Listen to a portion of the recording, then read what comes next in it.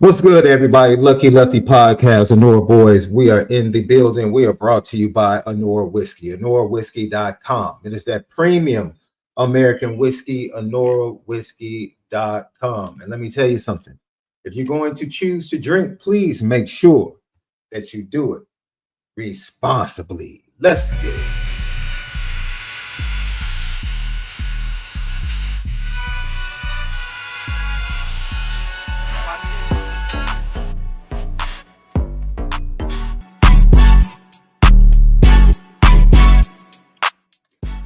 Lucky Lefty Podcast. I'm your boy, Sean Davis, SD2 Mics. The original Lucky Lefty himself, MALIK ZAIRE, will be along in a few minutes. We are brought to you by Honora Whiskey, HonoraWhiskey.com. Won't you go ahead, hit that thumbs up while you're subscribing to us on YouTube. It helps with the views. And then we are courtesy of Bleav Network. You need to tap into the audio side of our podcast over at Apple Podcasts and Spotify. Drop new episodes each and every day, courtesy of Bleav Network. And we are presented by FanDuel. FanDuel.com. Download the FanDuel app. And what you will find over at FanDuel is that the Notre Dame Fighting Irish are the odds-on favorite to win the national championship and returning starting quarterback. The first returning starting quarterback in Notre Dame since 2020. That's right. He's the pick to win the Heisman Trophy, CJ Carr. You can find that and much more over at FanDuel, FanDuel.com. Download the FanDuel app. This is normally why I say, yo, what's up, Left? How's your day going? Left had to make a quick run. He'll be coming along. I did not want to prolong the time and continue to push back the starting time. So we are just happy. I'm happy to be with you guys tonight. Tonight, we're going to talk about what the recipe of a championship team is for Notre Dame. What is the recipe for a championship in Notre Dame? And I don't think we can really talk about that without digging into our final tally for our poll questions. Our final tally for our poll questions. If you did not get a chance to vote for the poll question, you need to go check it out over at our YouTube channel. Based upon our show yesterday, the first question was, man, it's a lot of votes that came in. And at first, it was a close race, but we have a runaway winner. What coach is under the most pressure in 2026? What Notre Dame coach is under the most pressure in 2026? The options were head coach Marcus Freeman, defensive coordinator Chris Ash, offensive coordinator Mike Denbrock, wide receiver coach Mike Brown. And with 39% of the vote, Chris Ash, he took that. He absolutely took that. Marcus Freeman got 25% of the vote. And then Mike Denbrock got 19. Mike Denbrock made a late rush because he was running last at about 12% earlier today. So that is that. The same question applied to the players. A poll question over at YouTube. What Notre Dame player is under the most pressure in 2026? And it was a runaway for starting quarterback CJ Carr at 69%. Coming in second at 20%, wide receiver Jaden Greathouse. Wide receiver Jaden Greathouse. Yeah, that's how the voting went. So I'm excited. So the LL question for today, put it in the chat. Let us know. Give us your three. We're going to put this together. Left loves to have the food analogies. When he jumps in, I'm sure he's going to have a wonderful food analogy and recipe for the offense. And I'm sure he's going to have an absolute amazing recipe for the defense in terms of winning a national championship for the Fighting Irish this year. So we're going to talk about that. What do you think the recipe is? If I gave you three ingredients, very simple recipe. Put it in the chat, Notre Dame fans. What are your three ingredients to the Notre Dame offense? What are your three ingredients to the Notre Dame offense being a championship offense in 2026? Hit us up in the chat. Let us know. I'm very interested in seeing what you guys have to say with your 3 ingredients. So I'm going to go ahead and I'm going to put my ingredients on the table right now. I'm going to go right in my pantry, grab it, boom, get it on the table. Ingredient number one, the seasoning. Seasoning is everything. You have to season things the right way. You got to season things the right way. So the first ingredient is 2 40 reception, 600-yard wide receivers.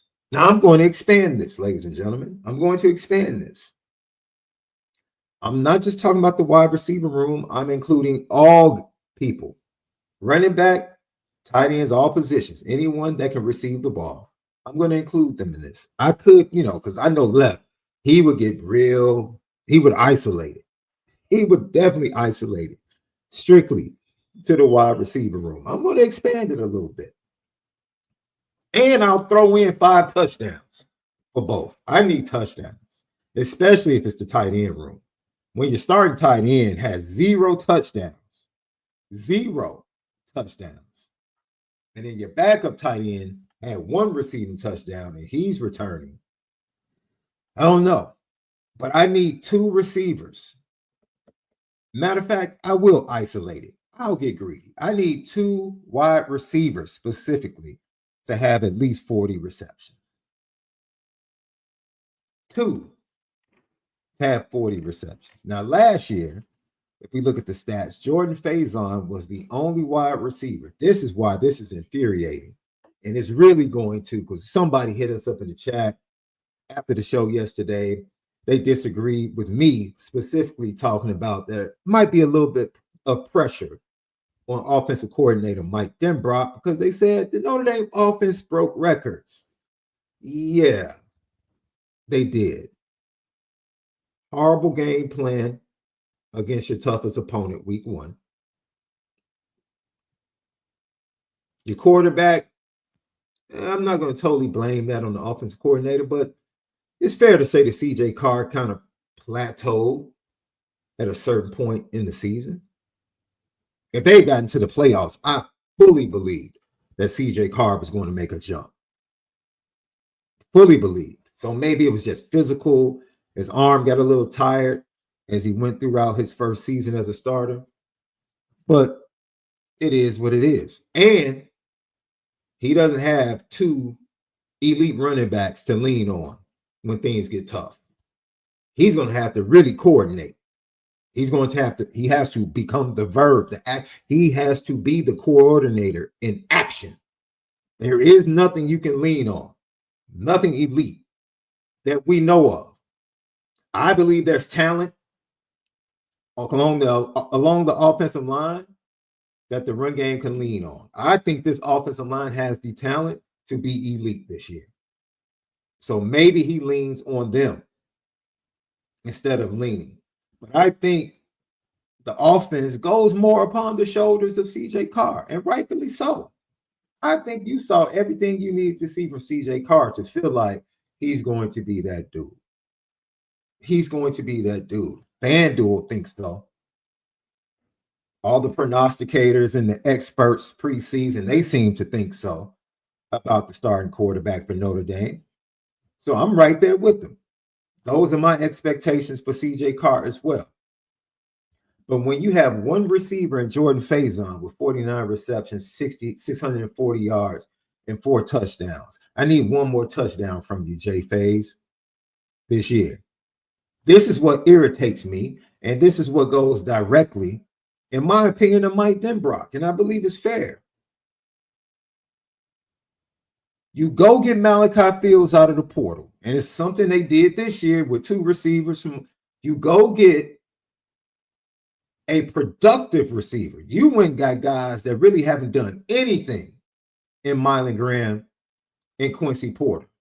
The pedigree as Ohio State wide receivers,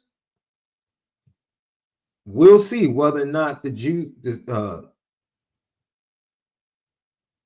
orange is worth the squeeze, as they say. We'll see with these two transferred wide receivers. We'll see. But you bring over a guy that was well over 800 yards 2 years in a row with no quarterback play and a feeble offense at Virginia. And for the second consecutive year, because the previous year, they go and get a wide receiver from Florida International that had over 1,000 yards. And his production drops considerably when he gets to Notre Dame. MALIK Fields, production drops considerably when he comes to Notre Dame. I won't say considerably. All right, it dropped by over 240 yards. About 25 receptions. But why is that continuing? Why is that the theme? You go get a guy out of the portal only for him to come into your offense and the production is not there. I'll be honest. There was no reason why MALIK Fields shouldn't have had 50 receptions.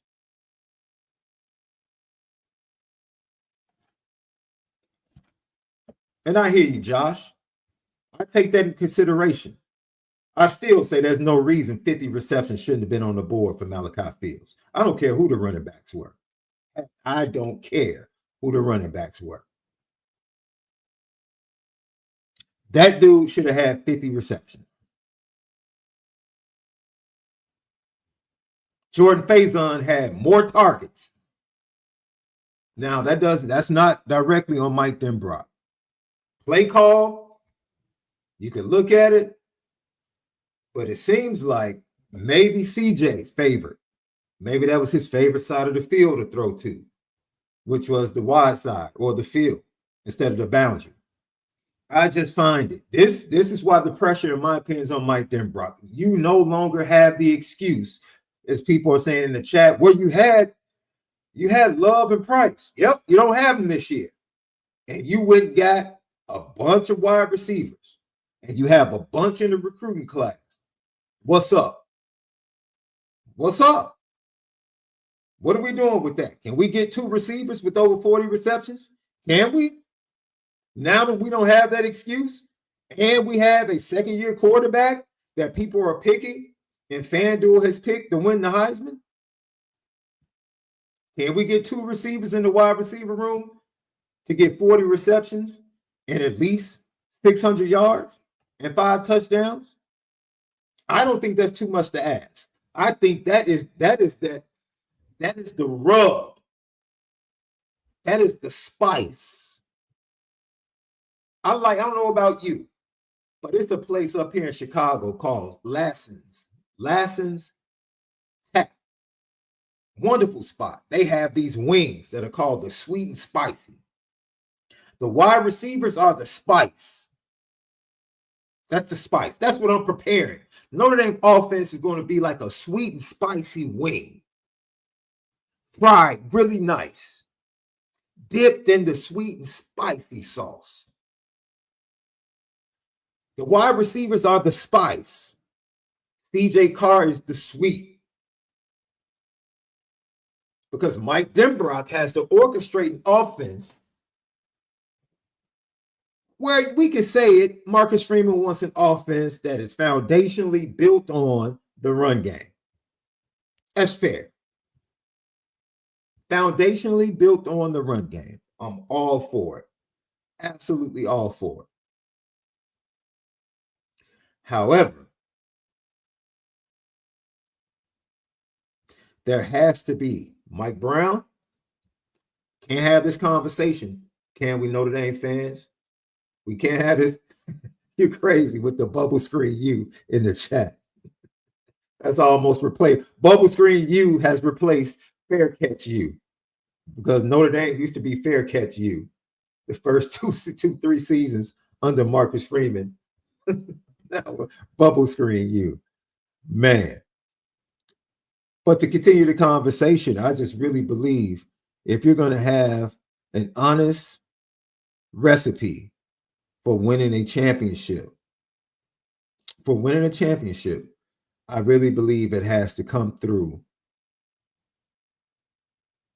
getting the job done in the passing game. There has to be an elevation in the passing game. Has to be. It has to be. That's it. And see, this is why Josh Miller only playing halves in about 10 games. I don't care. He should have had 5 receptions in one half. He should have been the primary target. And there was obviously a disconnect. When you struggle in the red zone, and this man has to tell you on the sideline, stop overthinking it. Throw the ball up. They can't defend me. They can't. There was an obvious disconnect when MALIK Fields is standing there like, dude, why are we trying to overthink this? What are we doing? I'm man to man. Just throw the ball up. Stop trying to figure out how to solve the short yardage red zone issues inside the 10. I'm man to man outside. Throw it up. It's simple. It's simple. Let's throw it up. For me, I think all of these conversations about the wide receivers, I think it's a Mike Denbrock issue or pressure on Mike Denbrock. I think it's pressure on CJ Carr. I think it's pressure on Mike Brown. I think they're all in the same boat. They're all in the same boat. The next ingredient is without question the person that won the voting for the player that has the most pressure on the squad offensively for a player. Definitely CJ Carr. And I'm going to be honest with you, ladies and gentlemen. I'm not sure if it's fair. It's kind of fair, but then it's not fair. Because this is really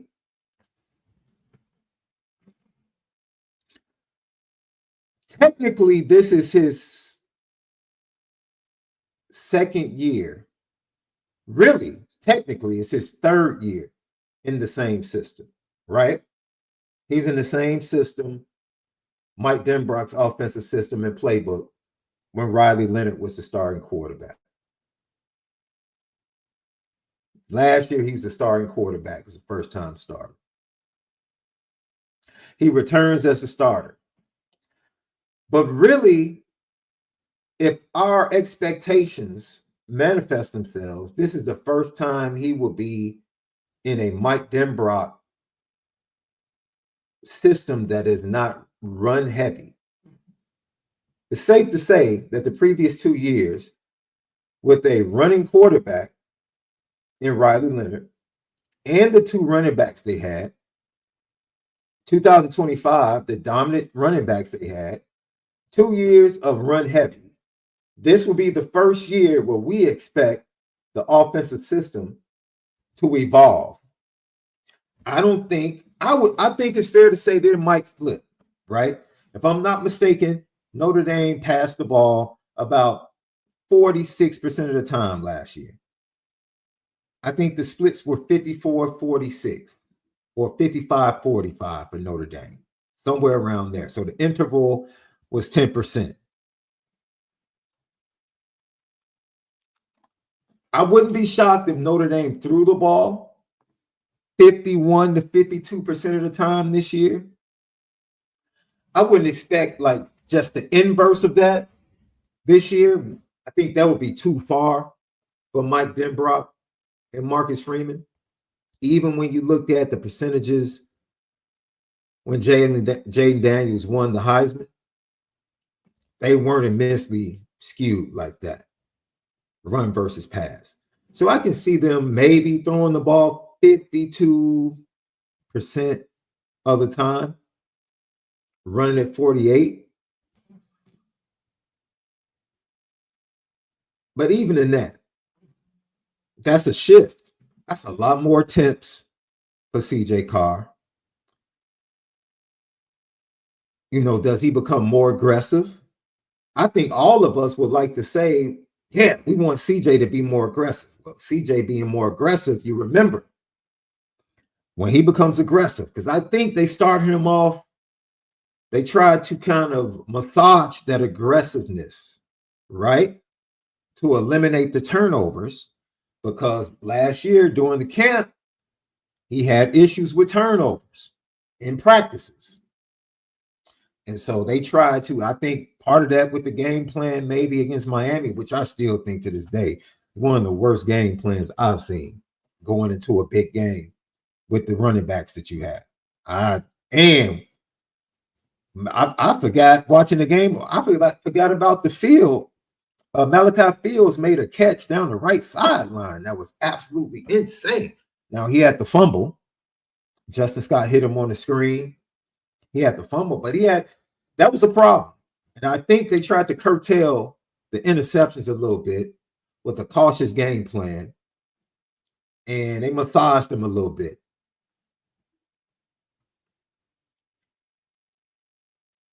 I can't wait to watch practice with the limited access we do have. I just want to see now, does he have the command and the full confidence of Mike Denbrock to be able to go out there and put things on his shoulder?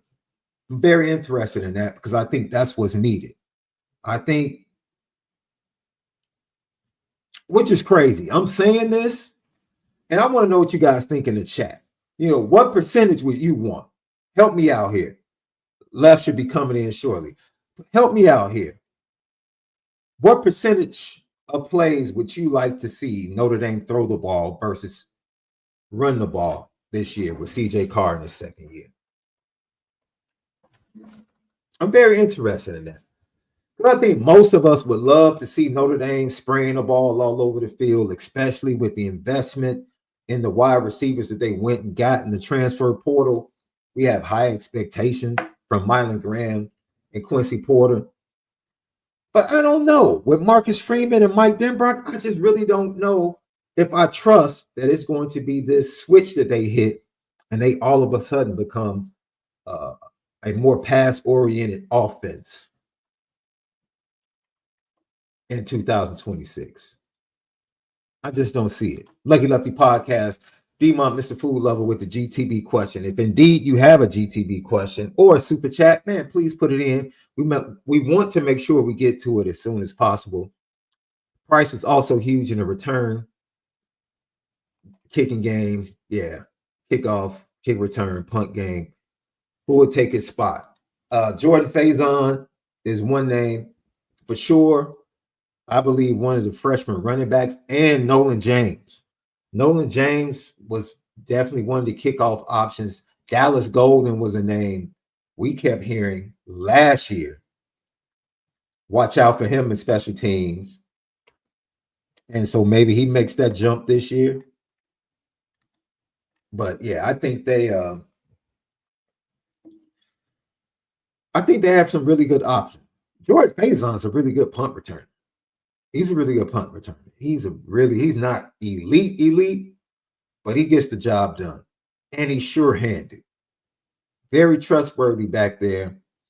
I rock with Jay Faze. I rock with Jay Faze in the punt game, but I think Dallas Golden, Nolan James, I'm not so sure. I don't remember any of the running backs, the freshman running backs, from watching a film. I don't really remember them flashing on special teams.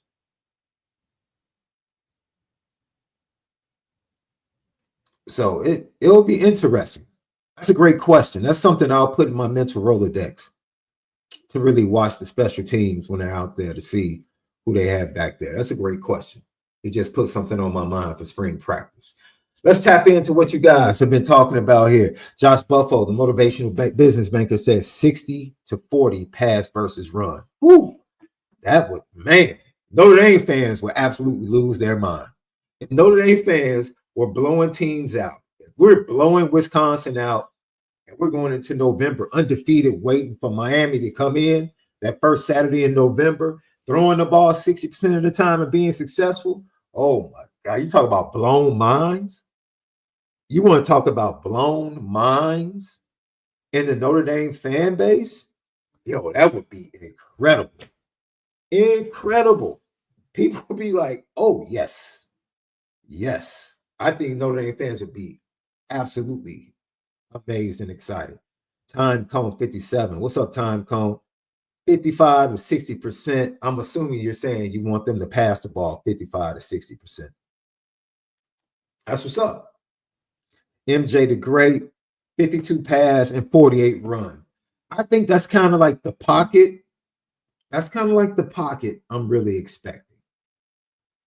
And I'll be honest, I think getting to 52% pass is like a, man, that's like maxing it out. Maxing it out. Especially, we have to think about this, especially with the schedule. With the schedule, we really don't, I mean, let's be honest, we don't see a lot of close games for Notre Dame early in the schedule, particularly before they get to BYU, Miami. We really don't.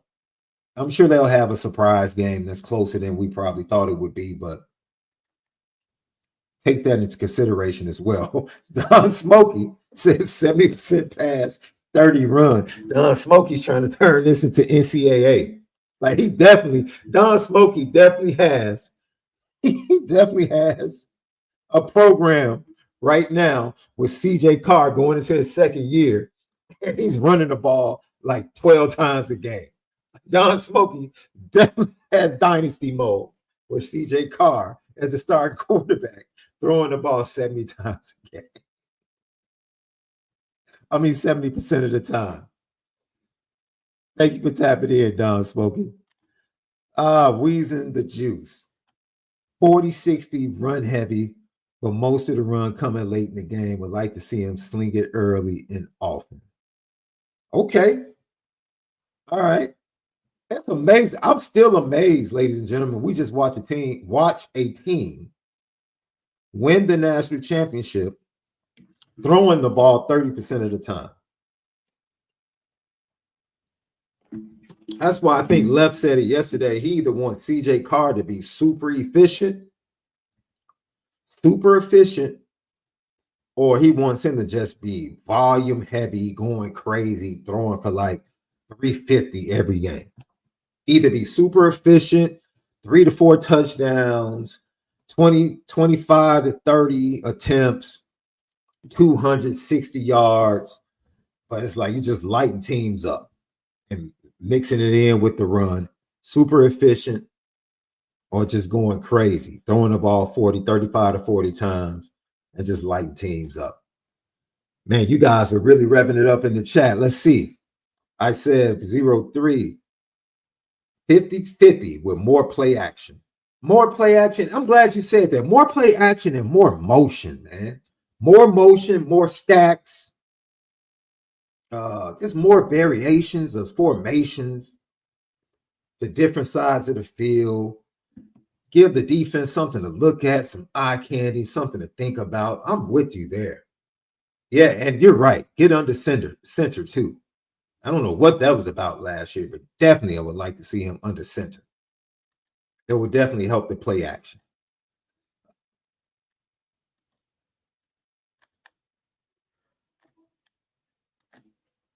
Shalom, yo.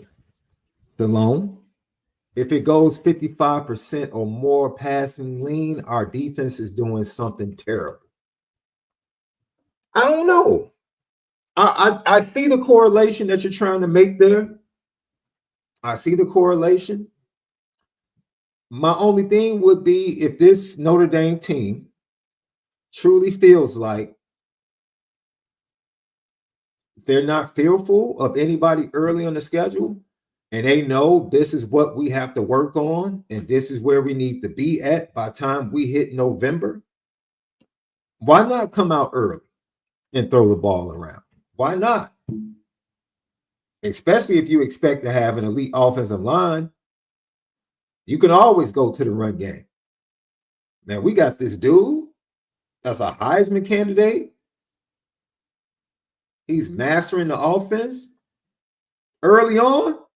Yeah, let's see what we can do. And if we need to kind of pump the brakes a little bit, reel it back in a little bit, the schedule allows us to do that. That's the only thing I totally see where you're coming from, though. Nikita Beta, what's up? A successful 55-45 pass. Run if we talking Heisman. Now, that's the key. You know, how bad do they want this Heisman push to be for CJ Carr? Are we jumping out the gate week 1, trying to get him out there? That's honest. That's good stuff, Nikita. That's amazing stuff. Yeah, it does determine. Yeah, a lot is determined about the offensive line. So my last ingredient, CJ Carr is a big part of that, man. He is. I'll remove that. The wide receivers are the sauce or the spice. He is the meat. He is the meat of everything. You got to buy the right protein. You got to make sure it's marinated. You have to make sure, and I think last year was the perfect marination.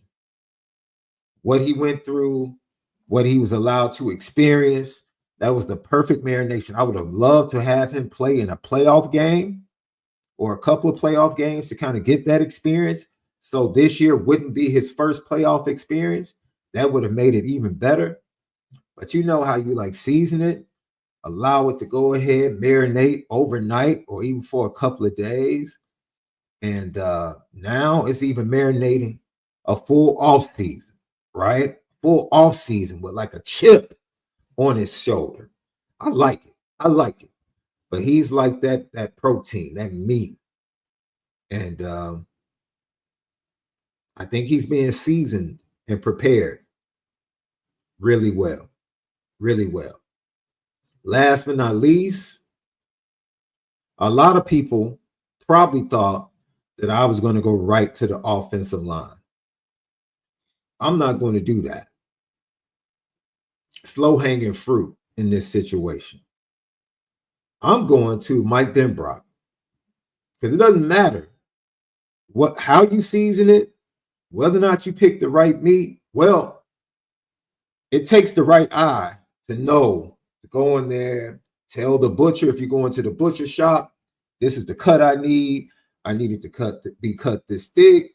I need it to be right here at these ounces because I'm going to cook it like this. You need to know all of that when you're picking your meat. I think Notre Dame went through that when they made the decision to choose CJ Carr over Kenny Minchey. We got that. They marinate him, get him right. But when he's really about to go on the grill, when he's really about to take over and be the focal point of the offense, that's what 2026 is all about, right? That's what it's all about. Mike Denbrock and his ingenuity in 2026 of making sure that he releases the untapped potential, everything that CJ Carr has. Just like Marcus Freeman said, leave no doubt. I don't want anything left from a potential standpoint on the college level when it comes to CJ Carr. Get everything out of him and send him on his way to the first round of the NFL draft. Get everything out of him and send him on his way to the NFL draft. That's my desire. And I think that sits on the shoulders of one Mike Denbrock. Come on, man. Your creativity, your ingenuity, your timing, your game planning during the week, your adjustments in the midst of the game, letting CJ Carr and his talents expand and really manifest. It's time. Hey, it's time. It's time. And can you get away from what you're normally used to while you were at Notre Dame previously and even the last 2 years? I think it's there for the taking. I think it's there for the taking. So that's offense. Defense, we'll get to. Lucky Lefty Podcast. Follow us on social media, Instagram, TikTok, and X at Lucky Lefty Pod. Subscribe to us on YouTube. Hit that thumbs up. It helps with the views. Leave your comments, questions. GTB Questions, super chat. Get it in. Going to bring it up as soon as I see it. And then check us out on the audio side, Apple Podcasts, Spotify. We're courtesy of Bleav Network. That's right. Courtesy of Bleav Network. All your Apple Podcasts and Spotify audio edibles each and every day. Tap in, set it up for automatic download. As soon as we upload it, you get the notification and you can enjoy a little bit more Lucky Lefty right where you are. And then we are presented by FanDuel. FanDuel.com. Download the FanDuel app. As we said before, when you go over there, it is pro Notre Dame right now. It is pro Notre Dame right now, because you'll find that the odds-on favorite to win the national championship in 2026 is the Fighting Irish in Notre Dame. And then you'll find, hey, CJ Carr is the odds-on favorite to win the Heisman Trophy. You go to that first game on September 5th at 11 a.m. at Lambeau Field. I'm sorry, we're going to have to desecrate Lambeau Field and the Badgers the way we're going to do on that Saturday morning. But 16.5 points. I expect that to go up the closer it gets to game time. But right now, currently, that is the line. That is the line. 16.5 favorites are the Fighting Irish with an over-under of 46.5. You can find that and much more over at FanDuel. FanDuel.com. Download the FanDuel app. It is so funny because the crazy thing is Texas and Ohio State play at 11 a.m. the same day. I don't know what's going on. The Texas A&M game really should be the primetime game. I hope they make that change. I hope they make that change over the summer. I hope the powers that be look at that and say, you know what? This is Ohio State. This is Texas. It's top 5 team match, top 5 matchup. This really deserves to be prime time. It really does. It deserves to be prime. No, I take that back. I apologize. That game is the next day at 11 a.m. I apologize. My eyes deceived me. The 11 a.m. game that day corresponding is Louisville at Ole Miss, with Ole Miss installed as an 8.5 point favorite with an over-under of 52.5. I apologize. That next day, September 6th at 11 a.m., you get Ohio State at Texas. Clemson LSU play that day as well. Okay. Some good games. Man, y'all got to stop with this CJ Carr greater than Malachi Tony, bro. Y'all got to stop. I don't, the truth ain't in you. The devil is a lie and the truth ain't in you. Maybe that's just your fandom talking. But y'all got to stop. Because I didn't see Malachi Tony with a flop in a big game. Not a flop. I saw CJ Carr with a flop in a big game. I didn't see that from Malachi Tony. I didn't see that dude put over a touchdown and 100 yards in the championship game. Nah. That's a great troll if you believe that. Brian Hacknick of GTB, SD, who has a better season, CJ or Kenny? CJ, ooh. See, what's a better season? Are you just talking statistically, B-Hat? Are you just talking statistically? Because Will Stein at Kentucky They invested a lot offensively in the portal to surround Kenny. I just worry about the trenches and Kenny being protected. But Will Stein's offense is about getting the ball out of the quarterback's hands. And Oregon like to run the ball. I know you think Oregon, you think, getting the ball out in space, speed at wide receiver, all of that. When you really look at the stats, Oregon is a team that really like to run the ball. And I think Will Stein is going to want to do that at Kentucky as well. So I would say CJ because he is a second-year starter. And I think Kenny's going to go through some of the same things that CJ went through as a first-time starter. That's the way I see it. If it's Kenny, what does it say about the evaluation of Marcus Freeman and our quarterback coaches? That they can evaluate high school quarterbacks and that they had two really good quarterbacks on their roster and the other one went and took care of business at his new school.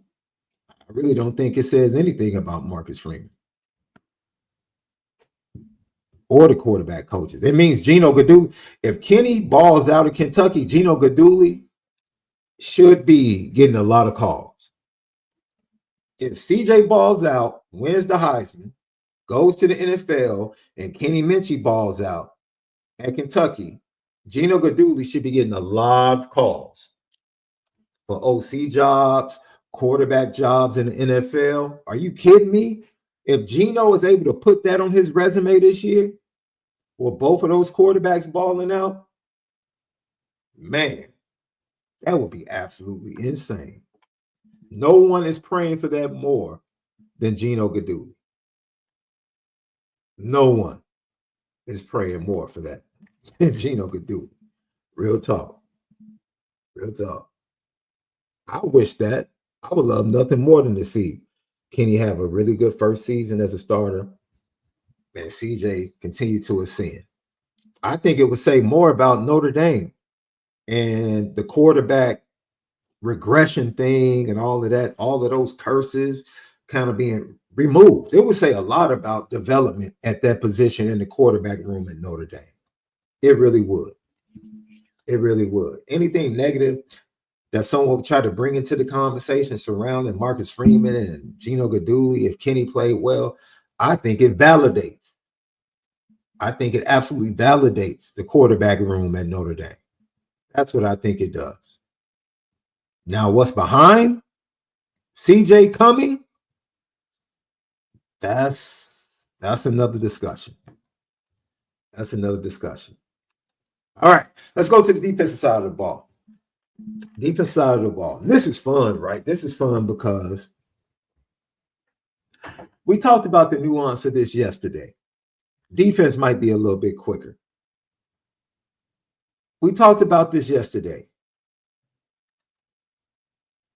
Continuity. And I'm not trying to start anything. I just really think listening to Aaron Henry talk, knowing what Chris Ash said before the season last year and what was shown on the field, and then hearing Charlie Partridge talk and making reference to the things that he made reference to, it was just really strange to me. And maybe you guys, if you haven't heard, let me go and play a little bit of Charlie Partridge about his relationship with Chris Ash. Just take a listen to some of the small things he kind of layers while he's talking about his relationship with Chris Ash. Special. I mean, we were college teammates and worked together at 4 different institutions. So the nice thing with me and Chris is we can disagree without it being personal, and then come to an agreed upon solution to whatever it is and move forward together. We really know each other. And obviously while we've been separate, we both learned a lot. So I think, and we've always communicated throughout every year that we weren't working together. So now the opportunity to us bring things together and help, Notre Dame's defense is the end goal. And I think we can do that well together. Mm.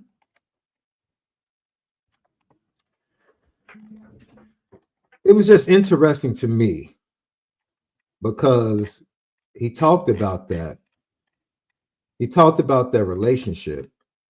And I just felt it was strange that even in his comments, he continued to talk about how it's different or it will be different from last year because, you know, I won't take different disagreements personal. And it's like, where'd that come from? Is that something that he shared with you? Because you said you all talked weekly during the season last year. So was Chris Ash sharing with you that people on the staff were taking their disagreements personally? I Bleav I said this. If I'm coming in as a manager, let's say my company acquires a company and I'm one of the managers. Of course, you know, our upper management as the acquiring company is usually going to replace the upper management of the company that has been acquired. Not always, but most of the time, that's the way it goes. And when I come in order to make sure that I can become familiar with the company, start off on a good foot, and make sure that there is continuity, nurture, and an environment established by which the company can maintain and continue to grow. I would come in and lean on employees and management that is retained. That's what I would do in wisdom. In wisdom, I would be very dependent upon the knowledge of the operation, the knowledge of the employees by the management that has been retained to make sure that I can ingratiate myself properly and make sure that there is a wonderful blend of both cultures moving forward. Or if I just want to install my culture moving forward, I still would operate that way. And I think what we saw, my opinion, from Chris Ash last year was more along the lines of a hostile takeover, where it was really saying one thing publicly, but behind the scenes, it was my way or the highway. And maybe that's a little bit too drastic. It's possible me saying that is a little bit too drastic. I'll take that. But still in all, I'm sorry. The things that not only Charlie Partridge said in his presser and the things that defensive back coach and co-defensive coordinator Aaron Henry said kind of line up with that. Aaron Henry said, yeah, I was talking to Coach Ash weekly as well during the season. And, you know, we had common opponents to talk about. USC and Purdue. But I just think that's interesting. But this year now, with all of his guys, per se, I think everybody's going to be able to receive it and coach it the way that Chris Ash wants to coach it and call it. I love what Coach BJ said, Brian Jean-Marie. Love what he said when he talked about what he wanted to see. He loves the versatility of the linebacker room. He loves the experience of the linebacker room and how he has 5 guys in that room that have already played over 100 snaps. Loves it. And this is what he said about that group getting better. Listen to what he says, because I absolutely loved it, because he was right. He was absolutely right. Day, when we get together, we got a group that comes in my office probably every day, and they're just eager to find, you know, even 1 inch of something that can make them better. We're going to keep working. I think it's probably too early to say they need to get better in this area or that better, or get better in a certain area. I think the biggest thing that I challenge them with, we probably got to attack the football more, while it's in the air. I think that's the challenge for the linebacker room. We're gonna start at a low number, hopefully get 2 or 3 interceptions next year. You know what? We have to be fair, because in him saying that, I was in discussion with someone else, and I was like, yo, the 25 linebacking recruiting was pretty much Madden for Ramo. Not to be, I'm not just going to say that because that comes across very disrespectful. The only guy out of 25 class that got valuable time last year was Madden for Ramo. We'll see how the other guys that are left progress and develop. The 26 class, you got Thomas Davis Jr. And I'm drawing a blank on the other kid. I actually like the other kid. I think he might end up growing into like an end with his shoulders.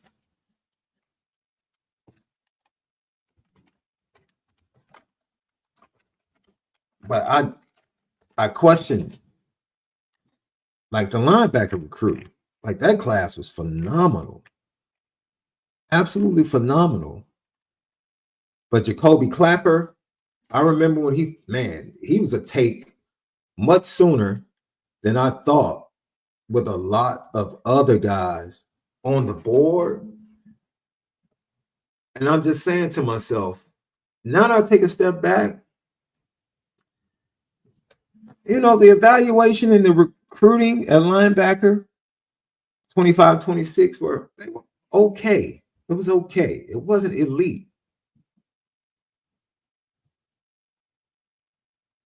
Then I started to think about, as Coach BJ talked about, being aggressive in pass coverage, being aggressive with the ball in the air, going to get interceptions. I really, the linebacking core does such a good job at what they were really good at, that the evolution of their games, collectively and individually, that's something we should see more of, because of the experience and the number of snaps that they've all played, right? Drake Bowen ended up, and I know people want to see more production, more tackles from Drake Bowen. 67 tackles, 3.5 sacks, no interceptions. Jay Nosberry, 51 tackles, no interceptions, 2 sacks. Kingston, 1 interception, up to the point where he got injured. 48 tackles, 3 sacks, 1 interception, like I said. Jalen Sneed, 35 tackles. And at this point, Jalen Sneed might be who he is. No interceptions, 6.5, not 6.5, I'm sorry, 3 sacks from Jalen Sneed. Man for Ramo, the youngster, 16 tackles. He had 2 sacks, no interceptions, though. So immediately, I absolutely love that he comes in, Coach BJ, Brian Jean-Marie, and says, yo, we got to get interceptions. This linebacker room, you're really good coming downhill. You play really fast. You run sideline to sideline. But, man, when it's obvious passing downs, it's like, come on, man. We got to be more aggressive. We got to play with better instincts. We got to get our hands on balls. We got to get past deflections, breakups, all of that. We got to be more aggressive. I love it, man. Absolutely love it. And that's why Coach BJ, adding to an already talented and productive linebacker room, that's why it's part of my recipe defensively. I said all of that to lead to my first ingredient. This linebacker room. This linebacker room. Even before KVA comes back, this linebacker room, man, I want to see it evolve. It's already versatile. It's already good. But they can become really good in pass coverage. If they can start to create turnovers, picking balls off, if they can be a deterrent and a factor and underneath current coverage, because Lord knows, man, the Miami and Texas A&M feasted on run after the catch. Did they not? Feasted on crossing routes. Did they not? I love it. I'm with you, Coach BJ. I'm with you. Coach it up. Whatever Coach Ash wants, coach it up. Get them locked in before they head to Lambeau. That's the first ingredient. That's the first ingredient because we know they can come downhill. We know they can run fast. We know they are part of that 89 point yards per game on the ground given up by the defense. We know they're a part of that 3 yards per rush given up by the defense in 2025. That's all fantastic. But what did I read off? One interception from the linebacker group? One? That has to change. That definitely has to change. Now, second ingredient. And you might say you're asking for much. Maybe. I need both Bryce Young. Both. Did you see, ladies and gentlemen? I said this to somebody the other day. Indiana, after winning the national championship game, lost their best edge rusher due to a freak injury after winning the Big Ten championship. And they still got after the quarterback in the playoffs at the same rate. They still got after the quarterback at the same rate. I was going to go at this individually, but I'm going to do this collectively. I just made a last minute audible. I was going to do it just based upon Bryce Young. I think I can do both. I think it's fair. I think I could do both. I'm just going to start with Bryce Young and Boubacar Traore. Bryce Young and Boubacar Traore. Between the two, last year, what you got was 57 tackles and 8.5 sacks. That's not going to get it done in 2026. That's not getting it done coming off the edge. It's not getting it done. I'm sorry. No, sir. No, sir. No, sir. I don't care how they do it. At minimum, I need 16 sacks between the two of them. I don't care how you break it up. You want to give Boubacar 10, Bryce 6, I'm fine with that. You want to give Boubacar 12, Bryce 4, I'm fine with that. However you want to divvy it up, I need 16 combined sacks from your starting edge players. That's what I need. That's what I need because that's what I saw from the edge players in the two teams that played the national championship last year. I need 16. I need that total from you both. I need 16. That's what I need. Yeah. And collectively, the backups and the interior, they need to bring it too. I need Notre Dame to be top 5 in pressures. I need Notre Dame to be top 5 in sacks. The competition gives you the opportunity to really dominate like that.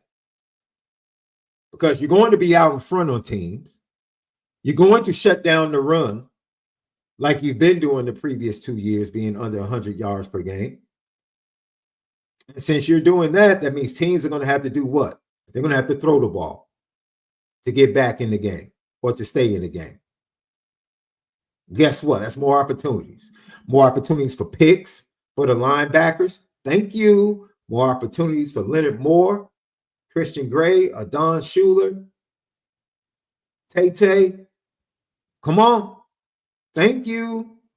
Somebody needs to put that resume up, put the highlights up for the NFL.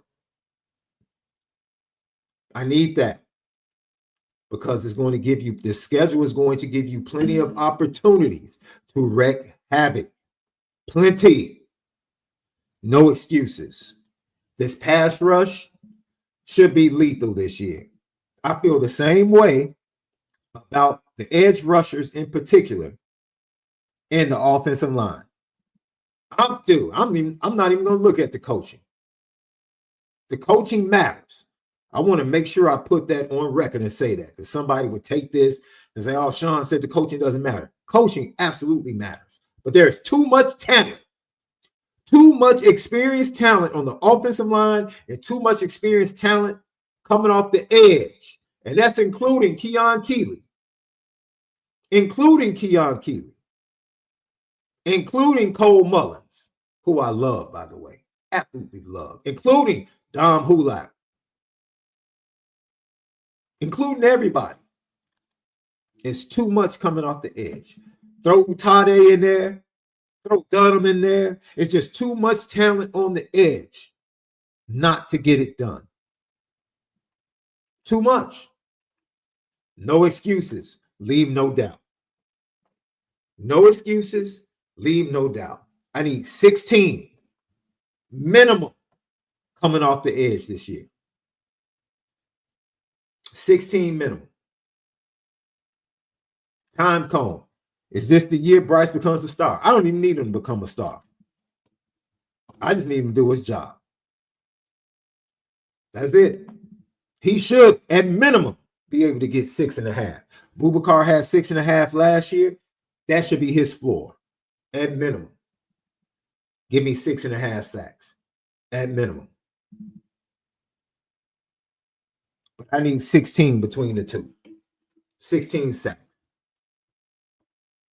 That's my second ingredient. My third ingredient, last ingredient. Thank you guys for joining me today. You were my co-host today. I greatly appreciate you. Make sure you subscribe, hit that thumbs up, subscribe to us on YouTube, courtesy of Bleav Network, presented by FanDuel. My third ingredient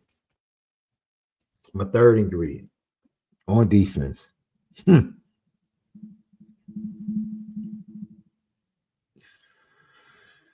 And I want to say this with love.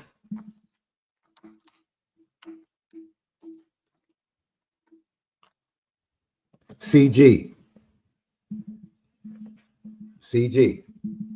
Christian Gray. I don't question your heart. I don't question your toughness. I don't question how timely you are and how clutch you've been at the University of Notre Dame. What I need and what your squad needs is the consistency down to down. I needed to go to that next level. That's it. I believe in you because I've seen it. I don't care about the noise. I don't care about the detractors. I don't care about the detractors within the fan base. I don't care about that. You're an X factor, my boy. You're an X factor. You're a dog. People don't have to know. I know some of the things that have been fought through. Some of the things like, you got to play with this. All we got behind you are youngsters. I know. Things that kind of really hamper a defensive back being able to do his job. You clutch, boy. You clutch, my dude. You definitely got the clutch gene. I don't think anybody can refute that. Fourth quarter pick, USC last year. Fourth quarter pick, USC the year before. Big pick, game-winning pick, Penn State. Nobody questions that, my dude. Go be CG.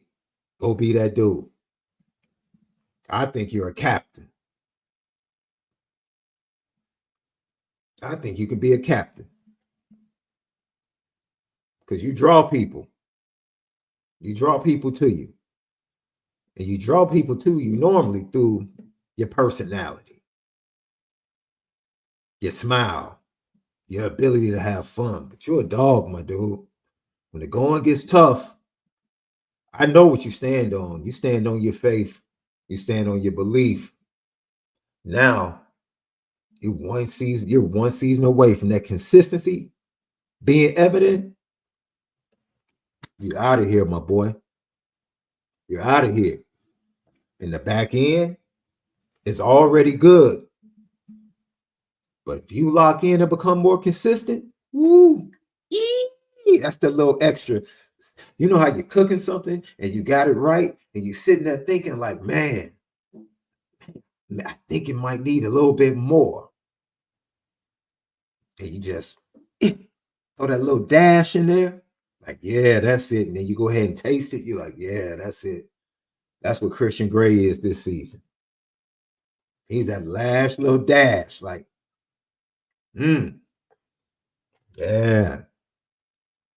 That's that third ingredient to what I think is championship defense for the Fighting Irish. So I can't wait to see whether or not they can get it done. Lucky Lefty Podcast. On the way out, let's hear from Tom Fornelli, who had a very interesting comment about an ACC rival, past, present, and future for the Fighting Irish. Is it out of bounds or is he on to something? You guys let me know. Take a listen. It's not coming back. There's no... Let me start it from the beginning. Clemson is dead. It's dead. It's not coming back. There's no, there will be, as the offseason goes on, you will start seeing people, saying maybe, oh, Clemson, maybe this is the year. Nope, it's dead. We're going to see in the draft, there's going to be 3 Clemson players that go in the first round. Maybe, there's going to be a lot of Clemson players. You look at there's a site that tracks consensus big boards for the NFL draft. And if you've looked the last few years, we've talked about it, I talked about when we were going mocks last week. All these Clemson players have been going early in the draft, and the team has not lived up to the talent level on the field in recent years. I was looking at the big board for the 27 season, the consensus big board, which granted, long way away, still somewhat, a lot of movement. There are only 2 Clemson players in the top 100. The talent is gone. They don't have the same kind of players that they have had all these years. Miami's resurgent. You're seeing in the portal all these Virginia Tech is now going to basically be another version of what Penn State was, which might not have been good enough to win the Big Ten. But guess what? Penn State was good enough to win the ACC. So if you bring that to Virginia Tech, you bring that to Blacksburg, that's a team that's very good. Florida State, we know, is punting on this season. They're thinking more long-term, but they're probably not going to go anywhere. I think Clemson's time as a premier program in college football is officially done. Their last big game was their playoff loss to Texas, and it's going to be a long time before we see another one, unless we go to 24. Once we go to 24, maybe Clemson starts getting back in that at large consideration, but I bet you it's a different coach in charge by then.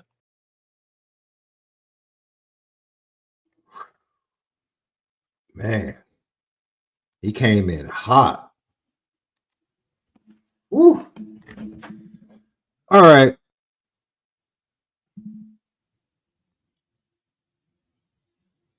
Clemson is indeed at a crossroads, in my opinion. I think Dabo made some strange, and Dabo is such a man of integrity. I truly believe that. He's such a man of integrity that sometimes it can lead to loyalty to coaches that are not doing him justice as the championship level coach that he is.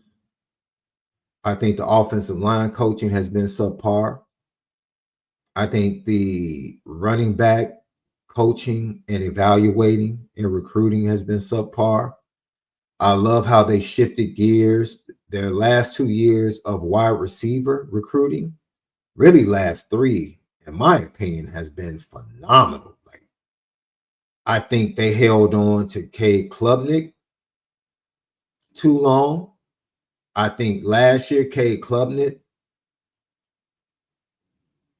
dealt with battered boxer syndrome. He was like an old beat up boxer, man, that just didn't have it anymore. Like, he had the want, but physically he was just beaten up and just couldn't get it done anymore. I don't know who, I mean, Chris Vezina, I think he can be serviceable. I think he can be good. I don't think it's that type of Trevor Lawrence, Deshaun Watson kid that they've had. And like Fornelli pointed out, the talent they used to litter the top 100 of the draft each and every year is now kind of gone. But last but not least, all of this really is laid at the feet of Dabo Swinney when he saw everything around him changing, be it the portal and NIL. You know, we salute you for being who you are and standing on your principles, but you did that, and it was a disservice to your program. It was a disservice to the players in your program, and it was a disservice to the fan base. And everybody initially was like applauding you and standing up and saying, yeah. And now, you know, all of a sudden the school and the program, the school has kind of like turned on you a little bit and suggested that you might want to participate in the portal. You might want to be open to NIL because we're suffering. And you must realize they had just invested 3 years ago. They had just invested a lot of money into improving the facilities to become better in recruiting. And recruiting really hasn't improved, but they invested the money. And now they want a return on their investment. So it would take a lot more for me to say Dabo won't be the head coach at Clemson. Could a job open? Could Alabama open if Alabama and DeBoer in the next year or two realize it's not a fit? Maybe he leaves Clemson for Alabama to restore Alabama. But as of right now, it's a crossroad year. And it's funny. You know what the funny thing is? He stood on the middle of the field playing Notre Dame without 9 starters and beat Marcus Freeman in Notre Dame and stood on the middle of the field and told everybody, this is the best time to buy stock in Clemson. Don't quit your day job, Dabo. You're not good as a financial advisor, my dude. Because that Clemson stock is kind of plummeting right now. To keep it a buck, it's kind of plummeting. But that's just my little tidbit. I thought that was very important. Tomorrow, look, I was going to left here today, but tomorrow, great show planned for you guys. Be here 5:30 p.m. Central Time. Sorry for the late start. Tried to wait on left. He had an emergency. I'm sure LA traffic is crazy. He'll be here tomorrow. Miles Boykin will join us tomorrow. It's going to be a great show. Of course, we're going to talk about Notre Dame. We're going to talk about his time in the NFL, his retirement, his time with the Chicago Bears. I'm probably going to ask him about Ben Johnson. Probably going to ask him about Caleb Williams. But you want to be here because he is deep in the film room, probably as we speak. And we're going to allow him to break down the top 5 targets in the 2027 class at wide receiver. He's going to break down that, and he's going to talk about his expectation of the wide receiver room and CJ Carr in the passing game for Notre Dame in 2026. You do not want to miss it tomorrow. Be here, 5:30. He will be on with us starting at 6 o'clock to tap into everything I just shared with you. It's going to be a great conversation with Miles Boykin, big-time Notre Dame receiver and retired NFL player, right here, Lucky Lefty Podcast. You already know we spin it different. Great show today. Thank you for everybody that tapped in. Thank you on the way out. Love the Irish 365. What's missing on offense? He says utilizing in production of the tight end room. That's funny because Eli Raritan was like the 3rd leading receiver last year. But the touchdowns, definitely we need more touchdown production from the tight end room. What's missing from the defense? A proven defensive tackle that wreaks havoc. A proven defensive tackle that wreaks havoc. Yep. I would love it. Not just one. I would love if I could get 2 or 3 of those guys. 2 or 3. I can just wreck the run game, wreck the pass game, push the pocket right back into the lap of opposing quarterbacks. I'm right there with you. Love the Irish.